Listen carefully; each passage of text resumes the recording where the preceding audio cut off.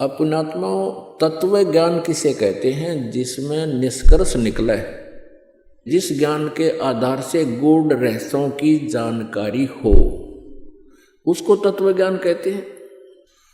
आध्यात्मिक ज्ञान को समझने के लिए, जानने के लिए कुछ बातें हैं जिनका विशेष ध्यान रखना पड़ेगा। जैसे हमारे पवित्र सदग्रंथ हैं, पवित्र चारों वेद, ऋग्वेद, यजुर्वेद, सामवेद और अथर्ववेद, और पांचवा वेद है सूक्ष्म वेद, जिसको गीता जी अध्याय नंबर 4 के श्लोक नंबर 32 में सच्चिदानंद घन ब्रह्म की वाणी कहा है, ब्रह्मणे मुखे कहा है।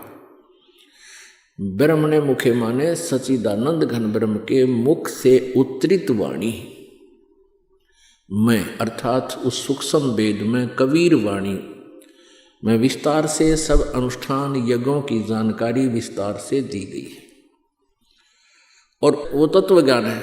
उस ज्ञान को चौथे अध्याय के गीता जी के 34वें श्लोक में कहा है कि उस तत्व ज्ञान को जो सच्चिदानंद घन ब्रह्म की वाणी में विस्तार से कहा गया है, कबीर वाणी में, सूक्ष्म वेद में, उसको तत्वदर्शी संतों के पास जाकर समझ।